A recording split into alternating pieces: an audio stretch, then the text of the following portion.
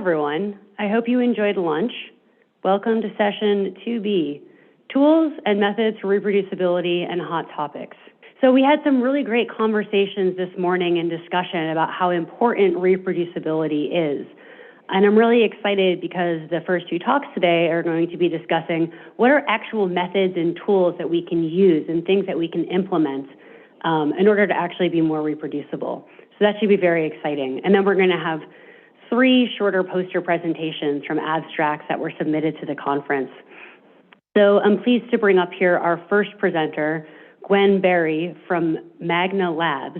So she has some really great experience from Illumina working on bioinformatics there and is a founder of Magna Labs. So I'm really excited to hear about the tools they have for informatics operations.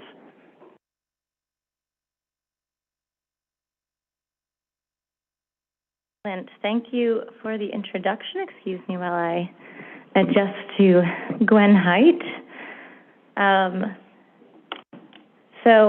Long title, but today we're going to be talking about automated bioinformatics software testing and benchmarking to standardize the development of accurate, reproducible, and scalable omics analysis tools.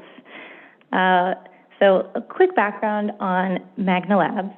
So Magna Labs, very briefly, we were founded in 2020 to address the growing challenge of quality control in bioinformatics software development. So we build software to help bioinformatics developers to automatically validate and benchmark their own code and their own tools. So my personal background is both in bioinformatics development and in software development. So that's why you'll hear me say we a lot when I talk about this problem, because I've been on both sides of it. Primarily, I've worked in genomics applications, and that has informed where Magna Labs came from. So I want to briefly start with, did I lose the clicker? Oh dear, doesn't seem to work anymore. We had it for just a moment. Okay. So just to start with the context here, why are we thinking about test automation and quality standards, and why are we thinking about it right now? For me, that's in response to 2 major directional shifts in bioinformatics. The first being, of course, as we all know, this increasing move of bioinformatics and omics toward the clinic. As precision medicine becomes, a reality, it begins to come to fruition, and we start to see omics incorporated into diagnostics and into therapeutic development, it becomes more and more important that we have reliable, accurate bioinformatics software. And we're starting to see this big push across the industry to tighten up the quality of their bioinformatics development, of their software development workflows, both with the goal of, in some cases, downstream regulatory approval, but also starting from day one, just to ensure that these companies, these teams are building safe, effective products.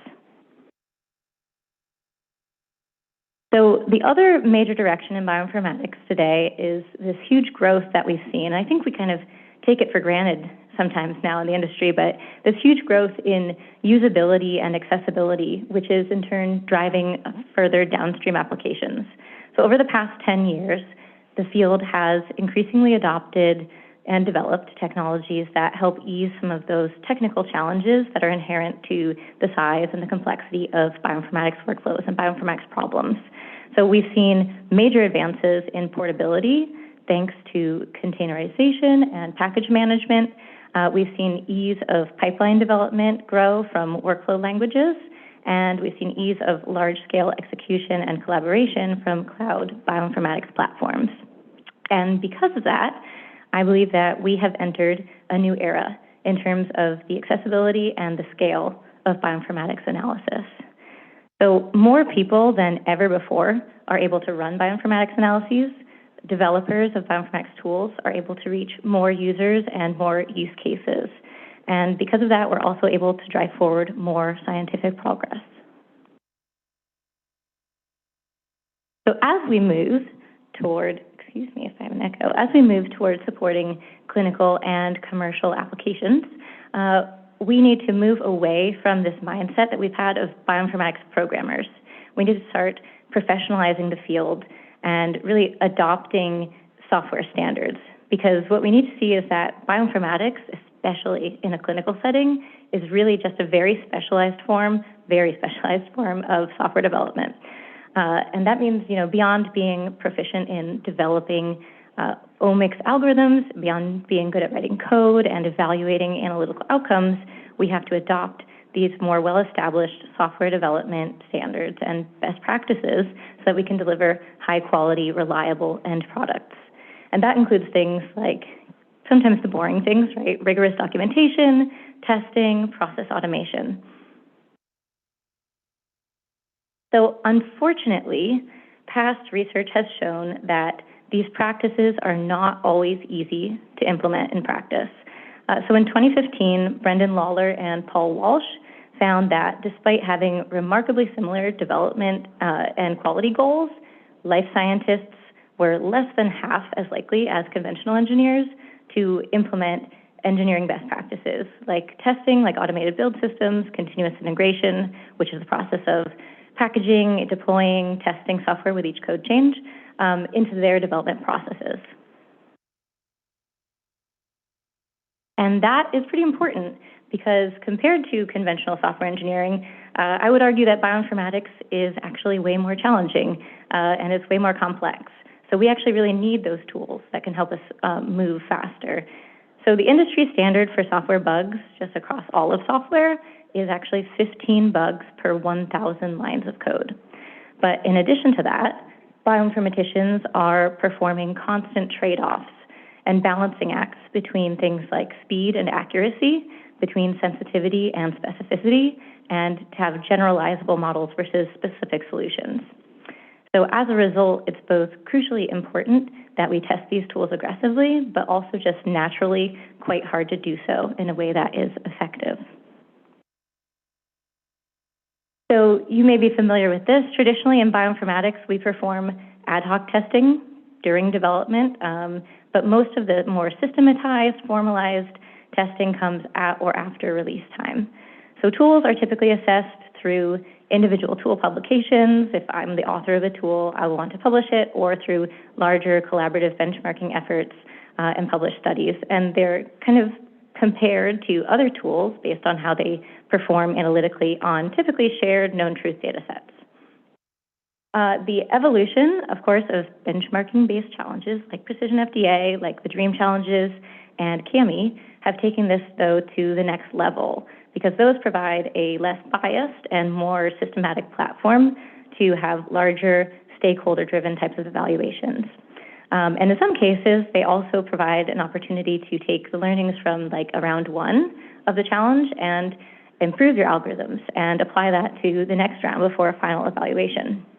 So this already alone, just having these challenges, competition-based evaluation, has raised the bar of quality and it's driven innovation in bioinformatics development. But a conventional software engineer would actually look at this process and say, why are we waiting that long?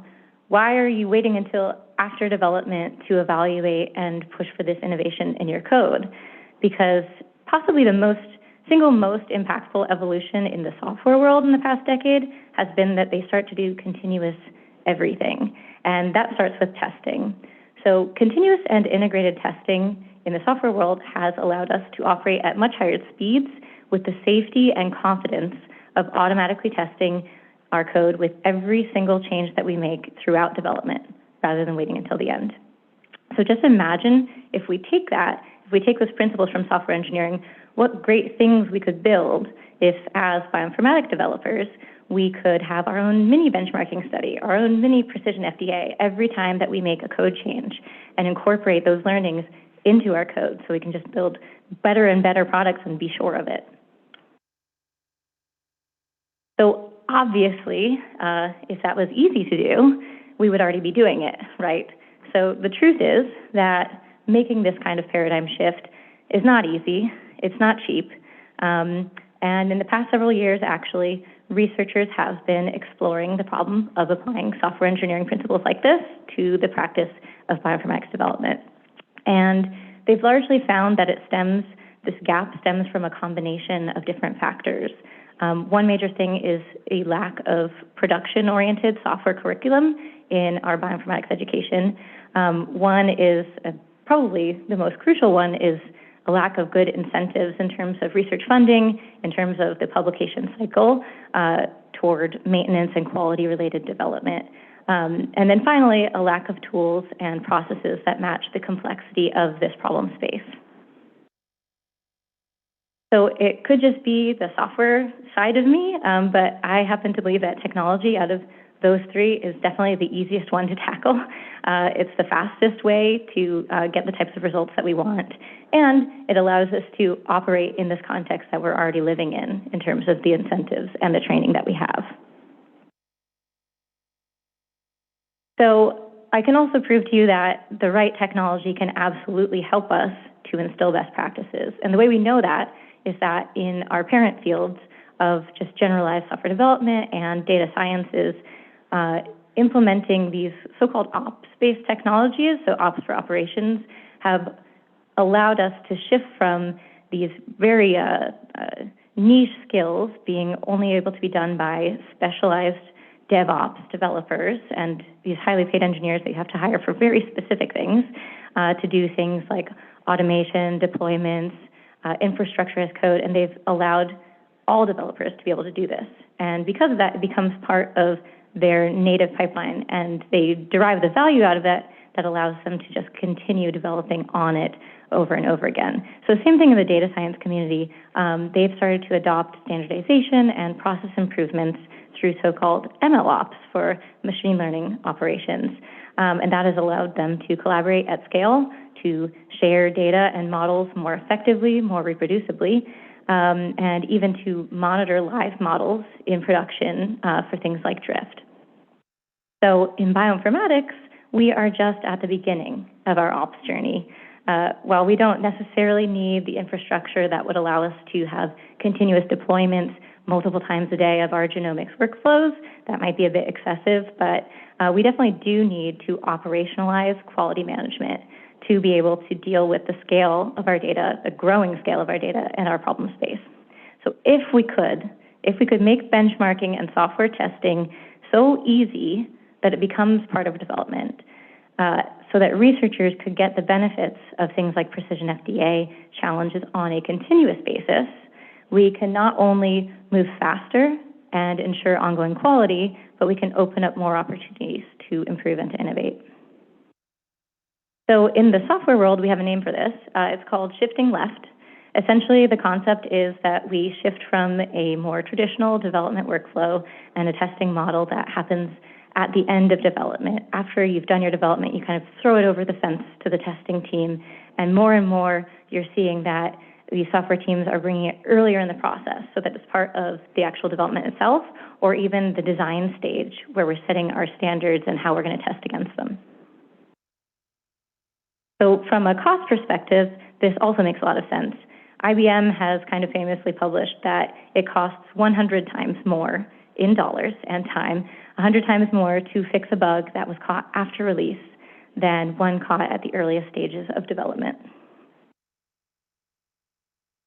So when organizations begin to adopt a so-called shift left mindset, often the first place that they will start is with unit testing.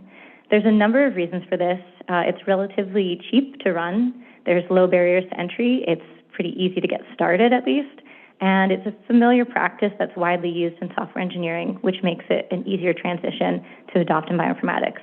So I will say unit testing is an excellent way to maintain code quality, to enable safe refactoring and small-scale changes that are based around the code itself. However, it tells you almost nothing about whether your algorithm actually works. So for that, we need data testing. Generally, this is harder to implement, but it's much more actionable for analytical problems because it focuses on the outcomes, not on the code itself. So we could swap out our code as many times as we want and still be evaluating against the same endpoints. So we're looking at things like accuracy, reproducibility, robustness of results in the face of different data conditions. So that should look familiar to most of you if you're familiar with benchmarking, because many of the metrics are the same as what we talk about in benchmarking studies and challenges. And in fact, benchmarking is probably the most widely used and widely known form of data testing. So when we think of benchmarking, we often think of these large-scale studies that pit different tools against each other to compare their analytical performance on a set of known inputs. But of course, we can do exactly the same thing. We can benchmark our own tools during development, not just against other tools, but against our own past performance on old versions, across and against different configurations of our tool, different parameter optimization settings, or simply against a set of requirements that are important for our product development, like sensitivity or specificity cutoff. So benchmarking is an example of a so-called special test case, where we have known inputs and expected outputs. But a lot of people don't have that luxury, right? And so all hope is not lost. There's a whole bunch of different data testing methodologies you can still use if you have only limited ground truth, or you're still working on your ground truth, or if you have no ground truth at all. So we can use these well-known, well-established test methods from kind of the front edge of engineering testing. So those include N-version programming, where you can compare just concordance, even in the absence of truth, the level of agreement between two versions of an algorithm or two different gold standard algorithms. Consistency, very similarly across different analytical conditions. Metamorphic testing allows you to make small changes that you expect to have corresponding changes in your outputs based on the changes that you made to your inputs. Sanity and relational testing also allow us to apply domain-specific knowledge to check that the outputs that we get make biological sense based on our domain context. So things like, normal non-cancer samples should not have somatic variants called in them, right? If they do, there's an artifact, and we need to improve our algorithms. So all of these test methods can then be implemented into a set of rules. And then once we have rules, we can systematically test against them reproducibly each time. So once we are able to systematize these tests, we can continually incorporate new standards, new rules, new information. So for example, when AMP and CAP come up with new guidelines, new recommendations for assessing bioinformatics tools, we just build those into rules and into automated tests. So they become part of our testing suite. Same thing with new reference samples. Once we have this systematic framework in place, you just need to add these new inputs, add these new expectations, and then start evaluating those. So we end up having this dynamic body of tests that grows with our code and with the field as we progress forward. So this was the goal that we had in mind when creating MICA as a systematic testing framework that can enable a variety of testing types and grow with new information. We wanted to give both bioinformatic tool developers the same benefits that software engineers have had to evaluate their tools upon each code change during development.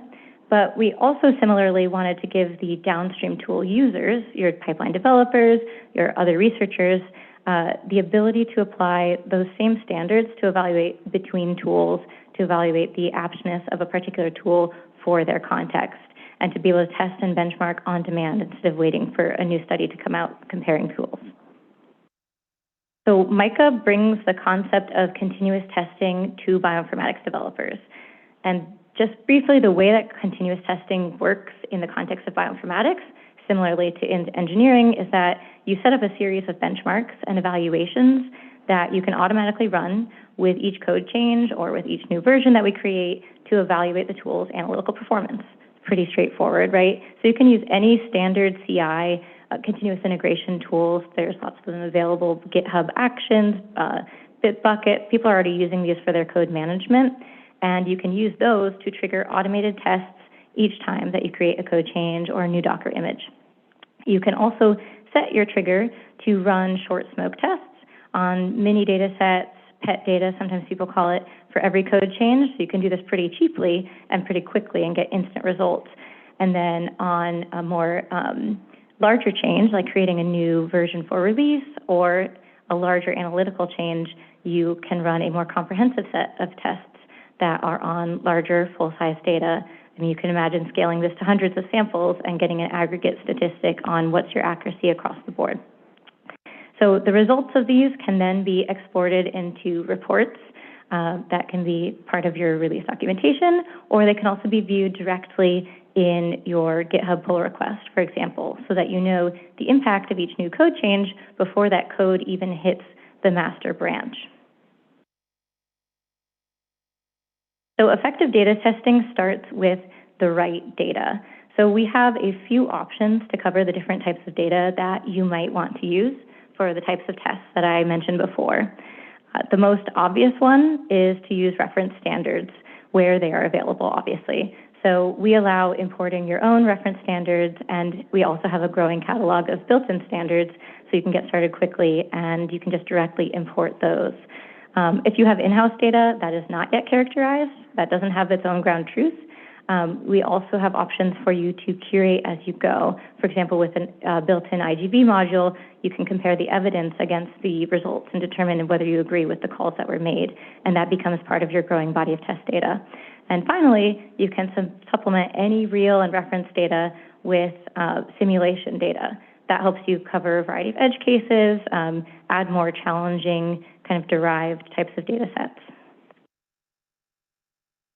So in addition to the simplified results of whether your test passed or failed, we also provide interactive and customizable reporting so that you can easily dig into the data behind a failed test or a change in results. It's not just, you failed, now what, right? So these types of visual reports also allow you to spot trends that are not as easily captured necessarily by a single statistic, a single metric in an automated test.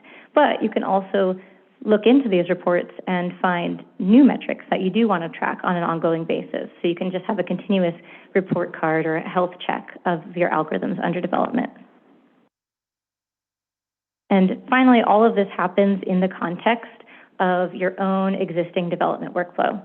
So it sounds cheesy, but our goal truly is to democratize access to analytical software testing and quality. And because of that, we've veered away from building the siloed platform where you have to do everything with us, everything within our platform, and instead we want to integrate with the tools that you already use. So that way we can reach not only industry customers, but people in the open source community, in the research community that want to improve their code. And, you know, at the end of the day, we're all using the same code bases in these ultimately clinical workflows. So it's pretty important to us to be able to integrate at that level. So to finish up, I want to just give a very brief case study of MICA in action using the example of a performance deviation in BCF tools. So BCF tools, many of you probably are familiar. It's an open source bioinformatic tool for the processing and analysis of genomic variant data. They are an excellent example, just so you know, of a high-quality development repo, both in terms of the developers and the actual active user community. It's very widely used and actively developed. And as of last week, they actually had over 2 million installs on Bioconda. So it's definitely one of the top of the top. Their GitHub page also shows very active community engagement with thousands of issues or user feedback reported that are very quickly addressed by the developers and collaboratively addressed as well. So I'm going to just choose one issue that was reported out of these thousands in its long existence to the BCF tools team. So this was reported in March of 2021. You can read the details of it. It's a pretty niche type of bug, but the bug reporter notes that the depth reported in the VCF file at a particular variant position seems very different from the reads that they are seeing in their alignment BAM file if they open it up in IGB, for example. So after some testing and troubleshooting, one of the BCF tools developers was able to identify the issue as being related to a change that was made 4 years earlier, 4 years and 7 versions of the software earlier. And it was where these low quality, quality score variant containing reads were counted toward the reference depth, even though they contain variants, instead of being just filtered out completely. So you can imagine, if you've got alternate over total reference depth, that changes the VAF equation pretty significantly. This issue actually arose as an unintended consequence of an intentional code change to try to actually better approximate indel depth. And this happens a lot in bioinformatics development. A change that we make to solve a particular problem ends up, having these outsized, unexpected impacts when we run it across data that just looks maybe even just a little bit different from the data that we built it on or we tested it on. So to get to the root of the issue, the developer would typically need to run backwards-looking comparisons on previous versions or different configurations. And that's exactly what they did because they left great notes in the issue resolution workflow on GitHub. So we were able to do exactly that same thing in Mica on the data that was included in the bug report with just a few clicks instead of doing it manually. But we're also able to detect those differences without having that bug data. If, for example, that reporter had not provided it, just by using standard data and having a wide variety of standard data available. So these example data that I have here, these 4 standard data sets that you can see on the left of the top table, these are titrations of a couple of platinum genome reference samples so that we can get somatic allele frequencies. And what we did is, if you look across the top of the table, we can see that we tested these samples across 10 versions that are listed on the top from left to right. So the values in this table show the concordance for each sample against the previous version on the same sample.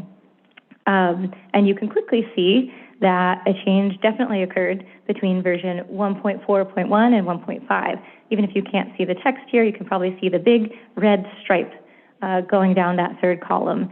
And that's where the concordance drop happened. And I will point out that changes in concordance are not necessarily bad, right? We're constantly developing, so of course you're going to see some changes. But they often can, especially if they're unexpected changes in concordance, they can help to pinpoint software changes for further investigation. So we can then drill into these differences to see if there is any trend or correlation with different aspects of the data. So in this case, we can either use predefined or interactive reports, and we can generate plots like those on the bottom that allow us to get to the root of that problem. In the center plot specifically, we can see the reference depth for the variance in version 1.4.1 compared to 1.5. And you can quickly see that there are definitely large differences for a subset of those variants, and actually that those differences only exist in the deletion and insertion variant types, which are shown in blue and green, as compared to the S and Vs in yellow, which follow that very nice direct correlation line. So that's the retrospective testing workflow. It can be a very powerful tool for streamlining, debugging, and automating the types of analyses that you would need to do to reproduce and resolve a bug. But even more powerful is to do the same thing on a continuous basis. So by translating those same metrics into test rules, we can now know immediately after making a code change that what the analytical impact is in terms of the accuracy, concordance, and more. So in the example of this BCF tools issue, automated monitoring of field level changes, such as reference depth, would have identified the issue instantly upon the code change in 2017, rather than coming up from a bug report 4 years later, 7 versions later, when you need to now go digging through your mental history and digging through your code to solve it. And when the developers get these immediate results, they can now fix it. They can further optimize the code while it's still fresh in their minds. And this ultimately means that they have more freedom to experiment and to innovate, knowing that their test data has their back, essentially. And that is the power of continuous testing. So in conclusion, we have developed a test automation platform called Mica to help bioinformatic teams to incorporate software engineering best practices directly into their development process so that they can standardize, systematize, and automate bioinformatic testing. And by testing earlier and testing more frequently, we can improve the quality of bioinformatic tools as they move toward clinical adoption, where software safety and reliability are absolutely critical. We have also demonstrated how Mica can accelerate bug detection in the widely used BCF tools platform. And this, I want to point out, is just one use case MICA can also be customized and configured to evaluate all sorts of other types of bioinformatics tools outside of variant calling, from human genomics to metagenomics to proteomics. It's about the data and configuring your own metrics to what you need.